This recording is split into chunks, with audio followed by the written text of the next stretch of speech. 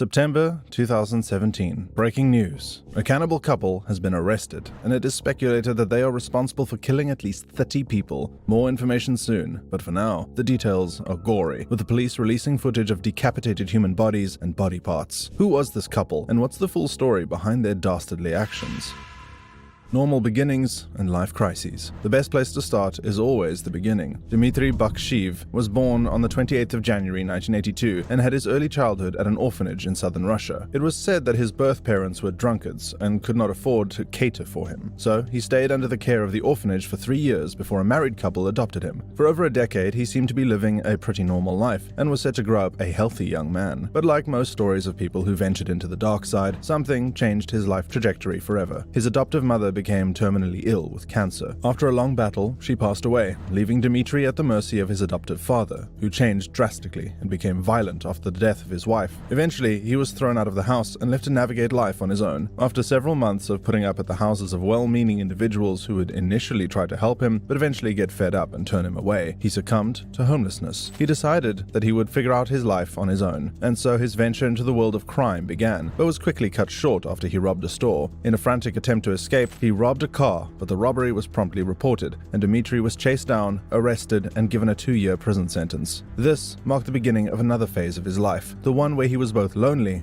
and alone. He had no friends or family to check up on him while he was in prison, and none to go to when he finished his prison term. But one thing he needed more than people to hang out with was a means of livelihood, so he could get a place to stay and food to eat. Shortly after leaving jail, he secured a job at a construction site and started to earn enough to get by. This did not make him less of a loner, as his co-workers stated that he often kept to himself and preferred to hang around in bars where he never drank, but spent time with drunkards and drug addicts. For some reason, he seemed to enjoy their presence, and love soon came calling. Her name was Natalia. Born on the 25th of January 1975, she was about 7 years older than him. They had one thing in common: she had lost her mother as a child. However, this did not affect her life as badly as it affected Dmitry. She was catered for by family members and went ahead and received standard education. By 19, she had decided to proceed to medical school, where she became a nurse and rose to the position of senior nurse at the sanitation department of Krasnodar. In the course of her career, she was assigned to a military school where she met a military officer who became her first husband. Not much is known about him and the relationship they shared, but they had a child together before he died. This devastating situation had her seeking solace in alcohol and drugs. It turned her life upside down, and she was often out of jobs, looking unkempt and living recklessly. Her favorite spot for hanging out became the bar, where she would drink herself into a stupor. Dmitry and Natalia became friends and started dating shortly after. Several months into their relationship, they decided it was time to move in together. It seemed like a convenient arrangement. They were both struggling to get by. Dmitry could save on rent since Natalia was living in the military dormitory she had inherited from her husband after his passing. Things were going pretty well, and they decided to get married 5 years later. By now, you're probably wondering what happened to her son. Well, he'd been living with his mother and her newfound love until he decided to move out. Natalia's drinking habit had only gotten worse, and with a boyfriend who had a penchant for being unkempt, the house was in a perpetual state of chaos. The son, whose identity is unknown and was scarcely mentioned in all the stories of this cannibal couple, decided that he needed to set out on his own. The newlywed couple moved to a new location to begin a new lease on life, but it turned out that they had walked hand in hand into the very throes of hell to perpetuate unmentionable horrors. A startling discovery. On the 11th of September 2017, construction workers were going about their day, and everything seemed pretty normal, until an unexpected turn of events brought them face to face with gory sights they had never before seen or expected to see in their lifetime. Somebody spotted a phone on the sidewalk and thought it rather unfortunate that someone had lost their phone, so they alerted the other workers. However, no one at the site laid claim to it or had any idea of who could be the owner, so they decided to do a mini investigation for any clues on who to contact. There was no password on the phone. They easily gained access and began to look through the images. It was then that they found the disturbing images that had police sirens wailing a few days after. The pictures included a selfie of an unknown man posing with the decapitated head of a female and sticking human fingers that had been cut off from the rest of the body into his mouth and nostrils. It was like a virtual horror show, with more pictures of severed body parts and dead humans. At this point, there was no need to call anyone except the police, which they did immediately. After just a few days, the police traced the phone's owners. They were Dmitry and Natalia Bakshiv. But the discovery of the missing phone was just the beginning of the horrors the police would discover. On arriving at their home, it was indeed a hellhole, with a trail of death visible throughout the residence. During the police raid, they found pictures of dead bodies in different horrifying states, some of them including the couple taking up disturbing poses with the bodies. In the fridge, there were also human parts in jars, pieces of human skin and frozen body parts. It became glaringly obvious that this couple were not only murderers, but also cannibals who had been at it for years. But let's not jump ahead of ourselves. We'll get into the details of their crimes and how it all played out in the next chapter. In addition to these despicable discoveries, there was a handwritten recipe book on how to prepare different human parts. It appeared to have been written by the wife, Natalia, and videotape tutorials on taking a body apart and carving out specific types of meat and fat from the body were also found. If you need to take a break to catch your breath, now would be the best time to do so, because there's much more. Natural human hair taken from a dead female body was also present at the scene, but it was a shocking photo that left a confusing clue. A decapitated head set up as a Christmas dinner on a silver platter and decorated with oranges all around it. It had an inscription showing the date, December 1999. That would make it 18 years old. Could it be? Could it be that the cannibal couple had been prowling around and cutting up victims for nearly 2 decades? Their gory crimes.